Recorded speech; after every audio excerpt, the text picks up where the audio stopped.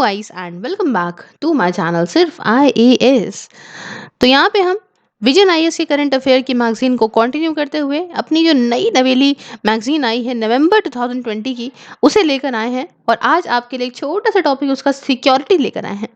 अब आप कहोगे कि मैम अभी तो आप सितंबर करवा रही थी, अभी तो आप अक्टूबर करवा रही थी, नवंबर पे क्यों जंप कर गई? तो देखिए, सितंबर अक्टूबर साइमल्टेनियसली मैं चलाती रहूंगी। नवंबर अपडेटेड मटेरियल है, काफ़ी लोग को डिमांड होती है जिन्होंने सितंबर अक्टूबर पढ़ लिया होता है, इसलिए मैं इसको साथ साथ में भी लेके चलती रहूंगी और इसका एक फिक्स टाइम लाइव आके पढ़ा दूंगी। क्लियर है?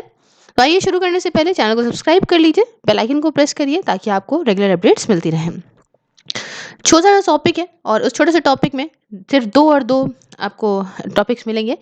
पहला कहता है India's annual resolution on counter terrorism.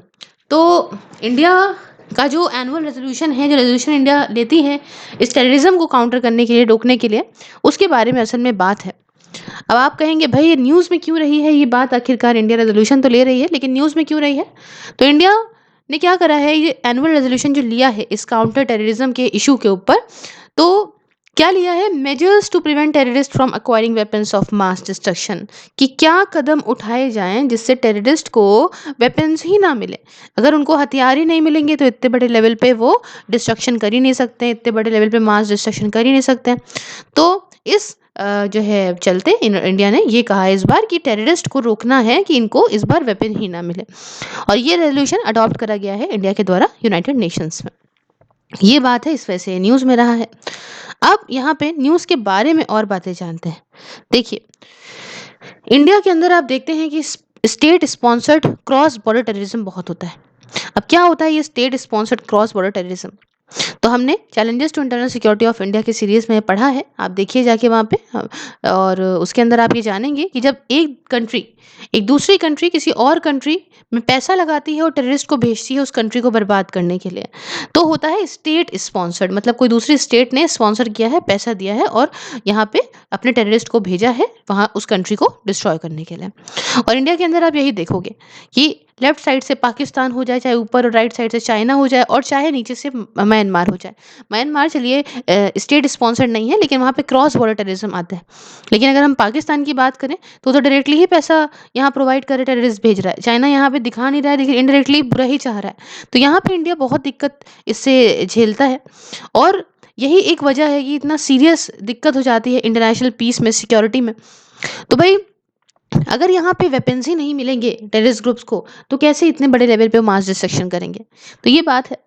और इसके लिए इंडिया ने क्या कहा? इंडिया ने यही कहा, measures to prevent terrorist from acquiring weapons of mass destruction. हम क्या ऐसे कदम उठाएंगे जिससे भाई टेररिस्ट को ये वेपन्स ही ना मिले और वो इतने बड़े लेवल पे डिस्ट्रक्शन ना कर पाए। ठीक है? और इसे कितने लोगों ने को स्पॉन्सर्ड करा है? करीब 75 कंट्रीज ने करा है। और इसको अडॉप्ट भी करा गया है concession in the first committee of UN general assembly के द्वारा। अब देखिए, ये जो रेजोल्यूशन इंडिया ने लिया है, ठीक है, कि भैया क्या कदम उठाने हैं हमको ताकि ना मिले इनको वेपन्स। तो ये जो रेजोल्यूशन लिया है, इस रेजोल्यूशन के थ्रू इंडिया ने बड़े बड़े जो इंटरनेशनली जो बाकी सारी कंट्रीज़ हैं उनसे अर्ज करा है, उनसे प्रार्थना करी है कि आप हमें कोऑपरेट करिए, और ताकि हम ये जो टेररिस्ट वगैरह हैं इनको वेपन्स इतने बड़े लेवल पे लेने से रोक सकें, ताकि भाई जो इतने बड़े लेवल पे डिस्ट्रक्शन हो जाता है वो हम रोक सकें। साथ ही साथ जो पहली कमेटी थी यूएन जनरल असेंबली की, इन्होंने 2 रेजोल्यूशन को अडॉप्ट करा था और इसे भी स्पॉन्सर किया गया था इंडिया के द्वारा। और पहला था इसमें convention on prohibition of the use of nuclear weapons and reducing nuclear danger under the nuclear weapons cluster. तो ये 2 कुछ रहे थे जिसे स्पॉन्सर किया था इंडिया ने। उसके बाद यूएन रेजोल्यूशन 1540 जो है, यूएन रेजोल्यूशन 1540, उसमें भी ओब्लाइज करा गया है सारी स्टेट को कि आप किसी भी तरीके से कोई भी जो नॉन स्टेट एक्टर्स हैं इनको आप सपोर्ट नहीं करेंगे कि भाई वो किसी तरीके से डेवलप हों या एक्वायर करें या आपका मैन्युफैक्चर करें, प्रोसेस करें या ट्रांसपोर्ट करें, ट्रांसफ़र करें या यूज़ करें किसी भी न्यूक्लियर या केमिकल या बायोलॉजिकल वेपन्स का, या उनका कोई भी यूज़ करें टेरर टेरर अफेक्टेड कंट्रीज़ में। समझ रहे हैं? मतलब समझिए यहाँ पे बात को, कि यहाँ पे यूएन रेज़ोल्यूशन 1540 ने कहा है कि सारी ही स्टेट को यहाँ पे रोक लगाई गई है कि आप किसी भी तरीके से किसी भी नॉन स्टेट एक्टर को, जैसे कि कोई टेररिस्ट ग्रुप वगैरह हो गया, कोई ऐसा कोई इंडिविजुअल हो गया जो किसी दूसरे कंट्री का बुरा चाहता है, तो आप किसी भी ऐसे इंसान को, ऐसे ग्रुप को आप सपोर्ट नहीं करोगे कि उसको पास न्यूक्लियर एनर्जी आ जाए और वो दूसरी कंट्री को बर्बाद कर दे, है ना? किसी भी तरह से आप सपोर्ट नहीं करोगे। उसके साथ कि institute for economics and peace के ग्लोबल टेररिज्म इंडेक्स 2020 के हिसाब से जो इंडिया है, इंडिया की 8th आई है पूरे वर्ल्ड में रैंक, लिस्ट ऑफ कंट्रीज में जो सबसे ज़्यादा अफेक्टेड है टेररिज्म से 2019 में। समझ रहे हैं? 8वीं रैंक। तो कोई बड़ी खास बात नहीं है, बहुत ही खतरनाक बात है। इतनी ज़्यादा दिक्कत इंडिया को झेलनी पड़ रही है, जैसा कि आप देख रहे हैं। अब देखिए यहाँ पे कुछ हम बातें जानेंगे, वेपन्स वगैरह, कुछ वेपन्स जो है होते हैं मास डिस्ट्रक्शन के, जिसे हम लोग WMD कह लें, वेपन्स ऑफ मास डिस्ट्रक्शन, उसके बारे में कुछ बात जानेंगे, वेपन्स ऑफ मास डिस्ट्रक्शन के बारे में। तो ये क्या है? ये एक एटॉमिक एक्सप्लोसिव वेपन्स होते हैं, ठीक है? एटॉमिक, एटम वाले, ठीक है? एटॉमिक एक्सप्लोसिव हैं, फट जाते हैं, ऐसे वेपन्स होते हैं। रेडियो एक्टिव मटेरियल वेपन्स इसके अंदर आते हैं। लीथल केमिकल या फिर बायोलॉजिकल वेपन्स आ गए, या कोई भी ऐसा वेपन जो कि फ्यूचर में डेवलप होने वाला हो, जिसमें ऐसी कोई भी कैरेक्टरिस्टिक हो, कोई ऐसी उसके अंदर क्वालिटी हो जिसकी वजह से वो फटता हो या डिस्ट्रक्शन फैलाता हो। क्लियर है? और उसके अंदर कोई एटम बम वाली, एटॉमिक बम वाली क्वालिटी हो, या कोई भी ऐसी क्वालिटी हो जो मैंने आपको अभी तक बताई हैं, बायोलॉजिकल वेपन हो, लीथल केमिकल हो, रेडियो एक्टिव मटेरियल हो, कुछ भी ऐसा हो, तो ये सारा का सारा जो है वो आता है एटॉमिक एक्सप्लोसिव वेपन्स के अंदर। ये आपका जो आता है वेपन्स ऑफ मास डिस्ट्रक्शन के अंदर। क्लियर है?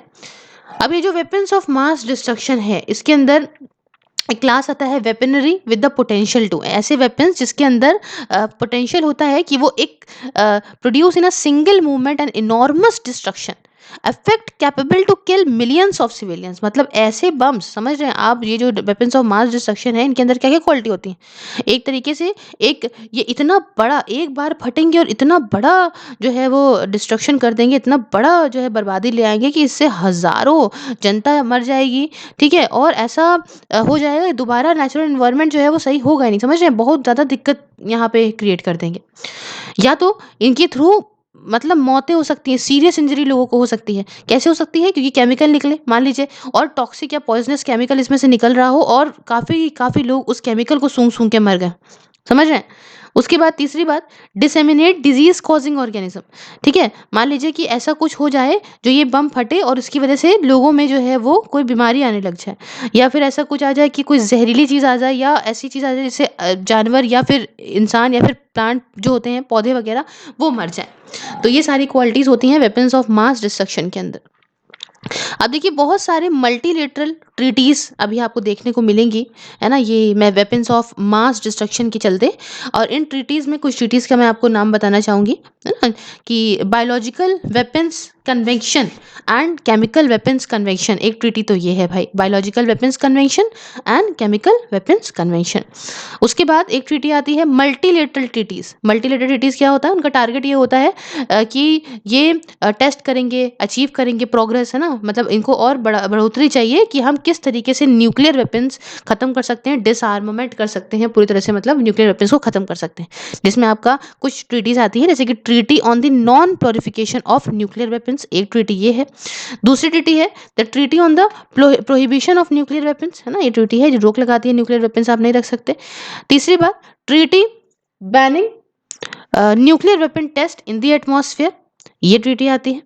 उसके बाद चौथी ट्रीटी आती है in outer space and under water, also known as the partial test ban treaty, तो ये ट्रीटी आती है इसके अंदर।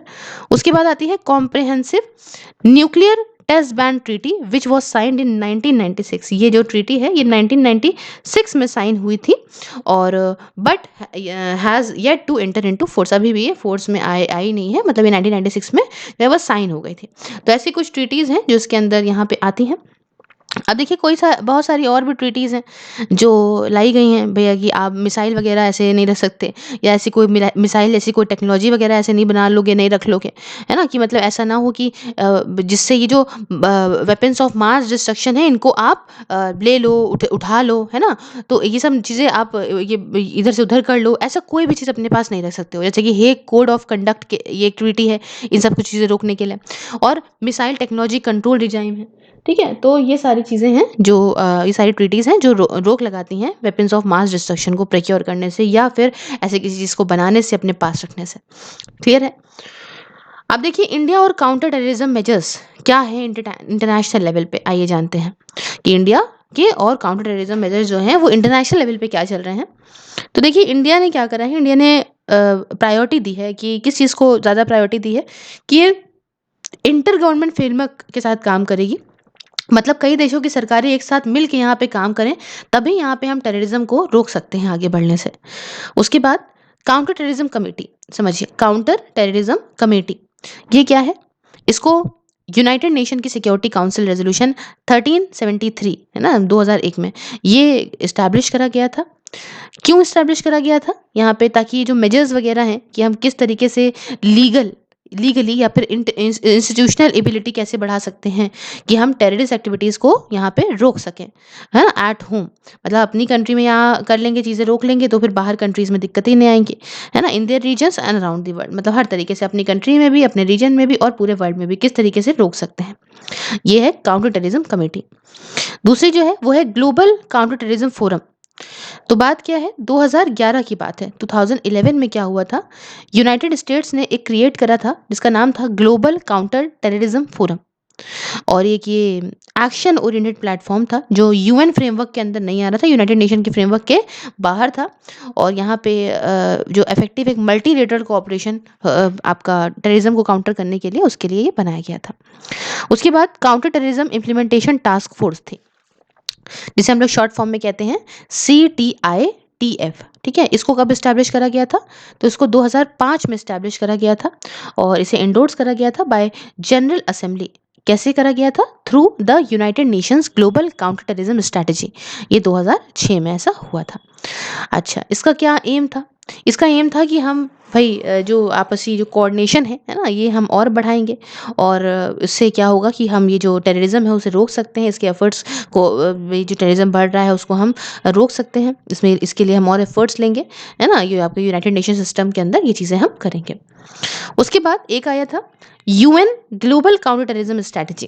तो ये क्या था? UN global counter terrorism strategy. ये एक काफ़ी यूनिक, काफ़ी अलग तरीके का एक ग्लोबल इंस्ट्रूमेंट था कि इससे हम नेशनल हो, रीजनल हो या इंटरनेशनल हो, है ना, ये सारे के सारे एफर्ट्स जो होंगे उन्हें हम यहाँ पे बढ़ाएंगे, ताकि हम टेररिज्म को रोक सकें।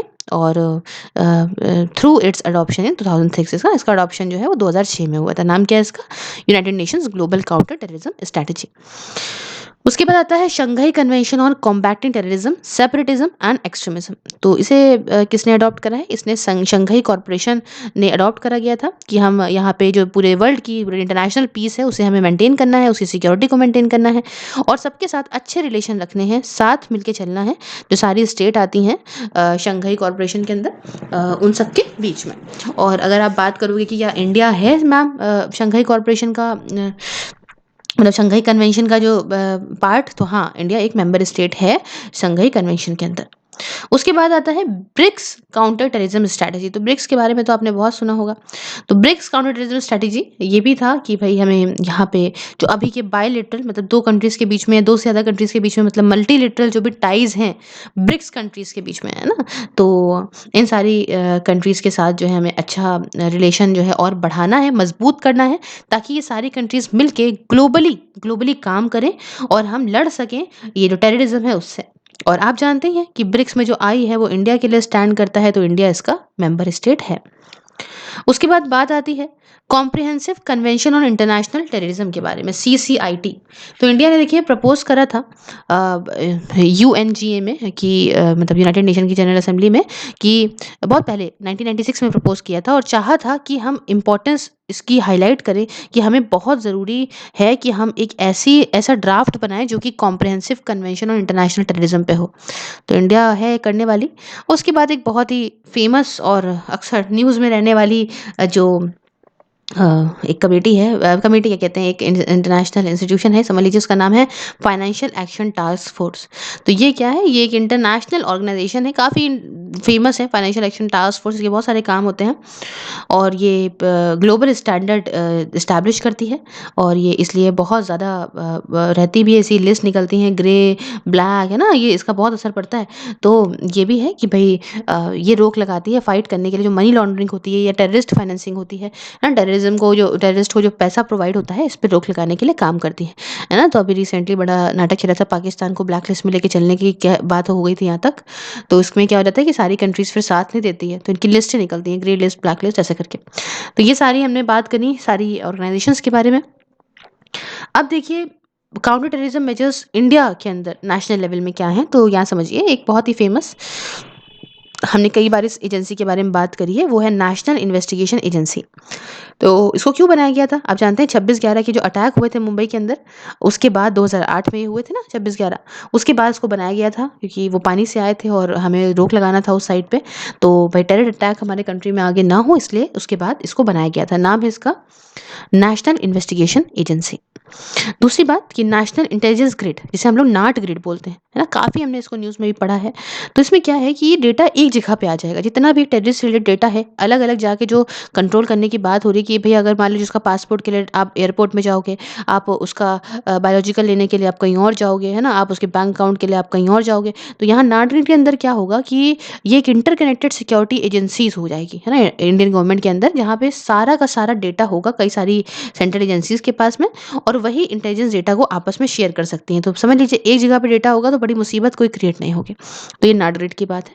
उसके बाद नेशनल सिक्योरिटी गार्ड, तो हमारे इंडिया में नेशनल सिक्योरिटी गार्ड क्या है, ये पैरामिलिट्री फोर्स है और यही टेररिज्म को काउंटर करने के लिए काफ़ी रिस्पॉन्सिबल है कि एंटी हाईजैकिंग ऑपरेशंस वगैरह ये करती हैं।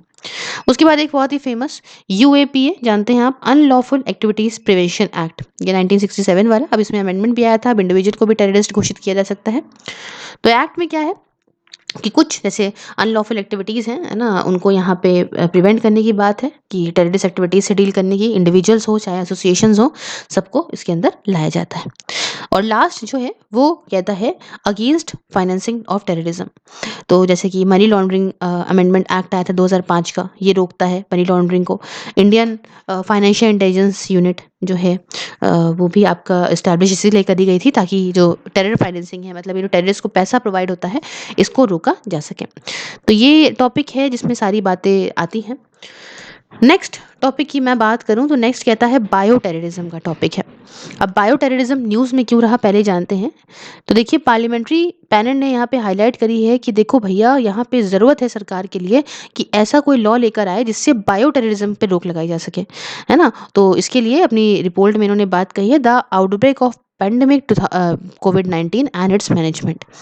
तो अब बात करेंगे कुछ बातें और न्यूज़ के बारे में जानेंगे। तो देखिए पहले क्या था कि जो हमारा डिपार्टमेंट था, department of health and family welfare, है ना, तो पहले इन्होंने क्या करी थी कि एक 7 पॉइंट का, एक 7 पॉइंट का एक्शन प्लान रखा था कि देखो ये प्लान की ज़रूरत है अगर आपको बायोलॉजिकल वेपन्स के अगेंस्ट कुछ करना है। मान लीजिए हमारे यहाँ कोई बायोलॉजिकली कोई उठा के जो है वेपन ऐसा फेंक दे कि भाई इससे मान लीजिए कोई ऑक्सीजन ही छिन जाए या ऐसा कुछ हो जाए कि हमारे कोई डिजीज़ पैदा करने वाला हवाओं में ऐसी कुछ चली जाए, ऐसा कुछ आ जाए, तो इसके रोक लगाने के लिए कुछ 7 पॉइंट का कोई एक्शन प्लान दिया गया था department of health and family welfare के द्वारा।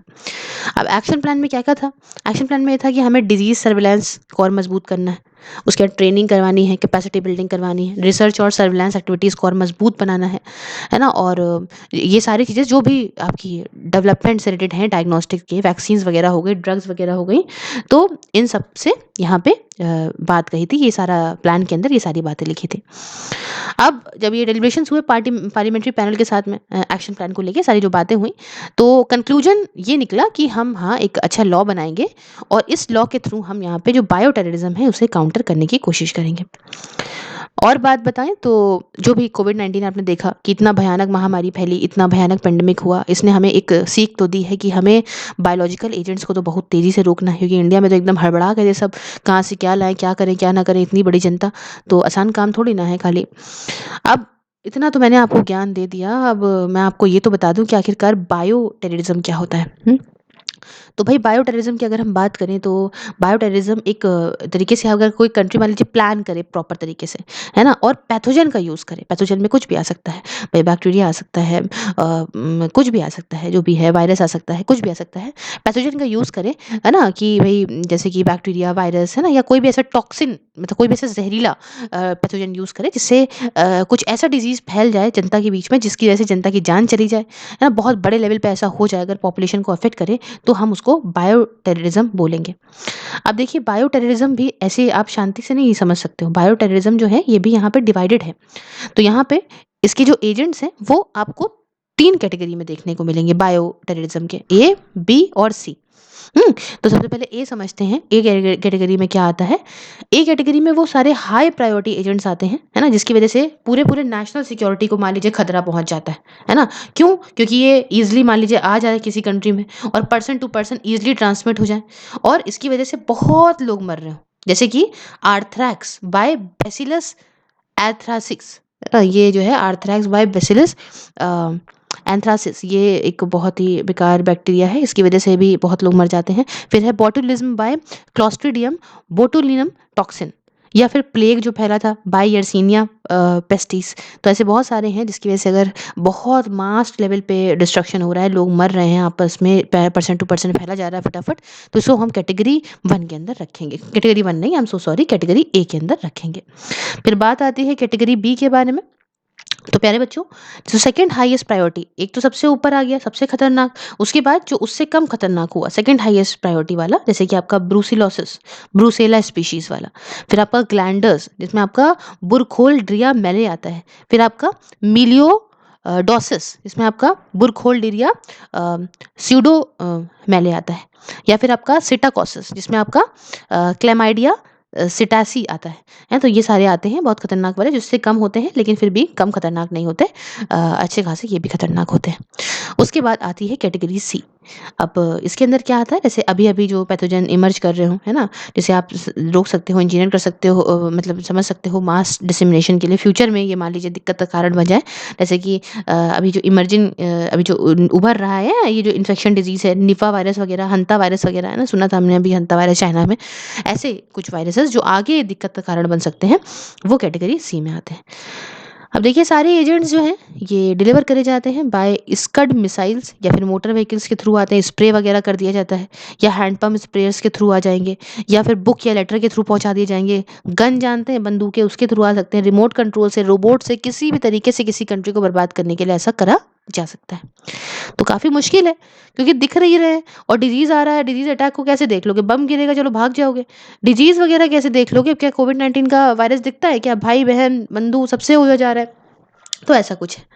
अब देखिए, अब आप कहेंगे ये तो मैम आपने हमको बहुत अच्छा ज्ञान दिया। क्या अभी कुछ मेजर्स लिए हैं इंडिया ने, है ना? एग्जिस्टिंग मेजर्स क्या हैं? अभी के लिए क्या है बायो टेररिज्म पे रोक लगाने के लिए? तो अभी इंडिया ने क्या किया है समझिए। तो आइए हम आपको पहला बताते हैं। तो एपिडेमिक डिजीज़ एक्ट आया था 1897 का। तो इस एक्ट में क्या था कि भैया जो भी डेंजरस एपिडेमिक डिजीज़ हैं उनको हमें रोकना है। कैसे? स्पेशल पावर्स अथॉरिटीज़ को प्रोवाइड करके। तो उस समय की बात है 1897 की। नेक्स्ट जो एक्ट था वो है नेशनल डिजास्टर मैनेजमेंट अथॉरिटी। ये तो आप जानते हैं एनडीएमए। एनडीएमए की गाइडलाइंस होती है ना, तो एनडीएमए ने एक मॉडल इंस्ट्रूमेंट को प्रपोज करा था, जहाँ पे क्या था कि चाहे वो सरकार हो और चाहे वो प्राइवेट सेक्टर के लोग हों। इन लोगों को एक साथ काम करना है और बायोलॉजिकल डिज़ास्टर को पहले से ही समझ के हमें यहाँ पे मैनेज करना पड़ेगा। तो आधे से ज़्यादा जो एग्जिस्टिंग फोर्स है, ये स्पेसिफिकली ट्रेंड है डील करने के लिए, केमिकल हो, चाहे बायोलॉजिकल हो, चाहे रेडियोलॉजिकल हो या न्यूक्लियर थ्रेट्स हों। ठीक है? तो CBRN बोलते हैं, chemical, biological, radiological and nuclear को। तीसरा क्या है? Integrated disease surveillance project, IDSP। तो इसको जो शुरुआत करी गई थी इसकी, उसमें असिस्टेंस जो है प्रोवाइड करी थी हम लोगों को वर्ल्ड बैंक ने। और ये किस लिए था? ये मजबूत बनाने के लिए। और ये जो decentralised laboratory based IT enabled disease surveillance system है, मतलब यहाँ पे अलग अलग जगह पे लेबोरेटरी होगी और मतलब जो है ये आपका IT इनेबल जो डिजीज सर्विलांस सिस्टम होगा, प्रॉपर डिजीज को देखा जाएगा कि एपिडेमिक प्रोन जो डिजीजेस हैं उनको प्रॉपर मॉनिटर करा जाएगा कि कितने बढ़ रहे हैं, क्या हो रहा है, कि ताकि इनको देखा जा सके कि कितनी देर में भैया आउटब्रेक ना हो जाए, या बढ़ रहे हैं तो फेज वाइज कैसे बढ़ रहे हैं। तो ये सब कैसे होगा? यहाँ पे रैपिड रिस्पांस टीम के थ्रू यहाँ पे ये लोग बहुत ट्रेंड होते हैं और ये लोग यहाँ पे इस चीज़ का पता लगाएंगे। उसके बाद जो है वो है इंटरनेशनल हेल्थ रेगुलेशंस। तो रिवाइज्ड इंटरनेशनल हेल्थ रेगुलेशंस ये कब आई थी? मतलब इंटरनेशनल हेल्थ रेगुलेशन को रिवाइज करा गया और ये जून 2007 में फिर से आई। और इसमें क्या था कि जो भी आउटब्रेक वगैरह है डिजीज़ का, ऐसा कुछ जो भी बायोलॉजिकली चीज़ें हैं उनमें हेल्प करती, कि दूसरे कुछ भी पब्लिक हेल्थ इमरजेंसीज हैं, है ना, इंटरनेशनल जो भी दिक्कतें हैं उनको लेके, है ना, ये डिटेक्ट करा जाता है और इन्वेस्टिगेट इस पे प्रॉपर करा जाता है फटाफट फटाफट। अब देखिए, ये तो हमने इंडिया लेवल पे बात करी। अब इंटरनेशनल लेवल पे क्या चीज़ें ली गई हैं वो आपको समझाते हैं। तो पहला जो है वो है बायोलॉजिकल वेपन्स कन्वेंशन। तो ये क्या है? ये ऐसी पहली मल्टीलेटरल डिसआर्मामेंट ट्रीटी है जिससे जो रोक लगाती है कि आप डेवलप नहीं कर सकते, आप प्रोड्यूस नहीं कर सकते, आप स्टॉक पाइलिंग नहीं कर सकते, मतलब आप जमाखोरी नहीं कर सकते हो किसी भी बैक्टीरियोलॉजिकल, मतलब बायोलॉजिकल या फिर किसी भी टॉक्सिन, मतलब जहरीले कोई भी वेपन का। ठीक है? तो इस पे रोक लगाती है इंटरनेशनली। दूसरी बात है Interpol bio terrorism prevention unit. तो इसका एम क्या है कि यहाँ पे ऐसा लॉ इन्फोर्समेंट एजेंसीज को इनेबल करना जो यहाँ पे रोक लगाएंगी, मतलब प्रिवेंट करेंगी, प्रिपेयर करेंगी या रिस्पॉन्ड करेंगी जो भी बैक्टीरिया का डिलिबरेट यूज़ है उसको लेके, बैक्टीरिया हो चाहे वायरस हो चाहे बायोलॉजिकल कोई भी जहरीली चीज़ हो जिसकी वजह से ह्यूमंस को कोई दिक्कत आए या एनिमल को कोई दिक्कत आए या एग्रीकल्चर को कोई दिक्कत आए, तो उस पे रोक लगाने की बात है। और तीसरी और आखिरी जो इंटरनेशनल लेवल पे इनिशिएटिव लिया गया है वो है कार्टाजिना प्रोटोकॉल ऑन बायोसेफ्टी। तो ये क्या है? एक इंटरनेशनल अग्रीमेंट है और इसका मेन मकसद ये है कि safe handling, transport and use हो लिविंग मॉडिफाइड ऑर्गेनिज्म का, मतलब जो जिंदा जितने भी हैं बैक्टीरियाज वगैरह, उनको प्रॉपर तरीके से इधर से उधर ले जाया जाए, है ना, इनका प्रॉपर तरीके से ट्रांसपोर्टेशन हो। और इससे वे जो जो भी ऐसे बैक्टीरिया का हम मॉडर्न बायोटेक्नोलॉजी के लिए यूज़ कर रहे हैं तो ये इधर उधर ऐसे ना हो जाए, ये भग भुग और बर्बाद कर दें पूरे, जो है मिस हैंडलिंग हो जाए। क्लियर है? उसके बाद हम देखेंगे कि क्या ज़रूरत है ना, क्या ज़रूरत है हमें एक अच्छा बायो टेररिज्म लॉ लाने के लिए हमारे देश इंडिया में। देखिए, इंडिया के साथ बहुत ज़्यादा जो है वो खतरा है, क्योंकि देखिए इतने पॉपुलेशन है हमारे पास, मेडिकली हम इतने स्ट्रांग नहीं। हमने देखा बेड खत्म हुए जा रहे थे, है ना, वेंटिलेटर कम पड़े जा रहे थे, तो हमारे पास मेडिकल फैसिलिटी इतनी नहीं है। साथ ही साथ सब ट्रॉपिकल क्लाइमेट कंडीशन है, क्योंकि यहाँ पे तो और जल्दी डिजीजेस फैलते हैं। गंदगी बहुत ज़्यादा लेवल पे है ना, हाइजीन इतना, सफाई है नहीं, इतने स्लम एरिया हैं, सैनिटेशन वगैरह फैसिलिटी इतनी है नहीं, तो इसलिए बहुत ज़्यादा ज़रूरी है कि ऐसे अटैक इंडिया में बहुत जल्दी हो सकते हैं। तो पहला रीज़न तो ये हो गया। दूसरी वजह ये है कि इसका इम्पैक्ट सोसाइटी पे ना पड़े, उसको कंट्रोल करना है। देखिए, बायो टेररिज्म की वजह से क्या होता है, डैमेज हो जाएगा, है ना, बहुत हमें भाई देखने को मिलेगा, डैमेज होगा सोसाइटी के अंदर, डर पैदा हो जाता है, लोग काम नहीं कर पाते, काफ़ी एंजाइटी फील होती है उनको, है ना। और सोसाइटी में और या देश में कह सकते हो आप, गवर्नमेंट के अंदर बहुत दिक्कतें झेलने को पड़ती है, क्योंकि आदमी खौफ में आ जाता है, तो निकलेगा, बात करेगा, सोशल रिलेशंस वगैरह सब उसके ख़राब हो जाएंगे। तो सारे जो बायोलॉजिकल वेपन्स हैं ये बहुत बड़े लेवल पे ऐसा हो सकता है मौत ले आए, है ना, या आप कह सकते हो पॉपुलेशन बहुत लेवल पे मर जाएगी, कोई दिक्कत हो जाएगी, है ना, या जो है बहुत ही कम टाइम में बहुत दिक्कतें पैदा हो सकती हैं, सिविलियंस के बीच में आपस में डर जाएंगे, बहुत दिक्कतें हो सकती हैं। तो ये एक वजह है। और तीसरी वजह ये है कि increase in attacks due to advancement in technology. देखिए इतना बायोटेक्नोलॉजी का इतना भाई ये क्या चल रहा है, एरा वही तो है। बायोटेक्नोलॉजी के लिए देश इतने बढ़ रहे हैं या नैनो टेक्नोलॉजी की तरफ काफ़ी बढ़ रहे हैं। तो इसकी वजह से ये हो सकता है कि बहुत आसानी से एक बायोलॉजिकल एजेंट्स घुसे रह सकें हमारी कंट्री में, है ना। Apart from conventional bacterias, viruses and toxin जो पहले थे वो तो थे ही थे, इसके साथ साथ नए नए भी घुसड़ना बड़ा आसान हो गया हमारी कंट्री में। तो ये सब वजहें हैं कि इंडिया को बहुत ज़रूरत है एक अच्छे लॉ की। अब देखिए क्या मैकेनिज़्म होगा अगर हमें ये बायो टेररिज्म को काउंटर करना है, रोकना है, तो कैसे होगा। तो पहली चीज़ तो डिटरेंट बाय लॉ। मतलब अगर हमें कोई ऐसा लॉ लेकर आ जाए जिससे डर क्रिएट हो जाए, समझ रहे हैं, इतना अच्छा लॉ हो, इतने अच्छी उसमें चीज़ें हों कि बायो टेररिज्म के अगेंस्ट कि अगर आप करोगे तो इतना गंदी पनिशमेंट देंगे कि आप फिर भी मतलब आपकी रूह कांप जाएगी। तो ये नहीं होगा। और इसके लिए हमें ज़रूरत है कि हम एक पब्लिक हेल्थ बिल लेकर आएँ जो कि public health prevention control and management of epidemics bio terrorism disaster bill 2017 की लाइन पे हो। और इसमें आपका टर्म्स हों कि कैसे मतलब एपिडेमिक को लेके क्या टर्म्स होते हैं, आइसोलेशन को लेके, क्वारंटीन को लेके, सोशल डिस्टेंसिंग को लेके। तो ये सारे जो था ज़रूरत थी, बट ये लैप्स हुआ।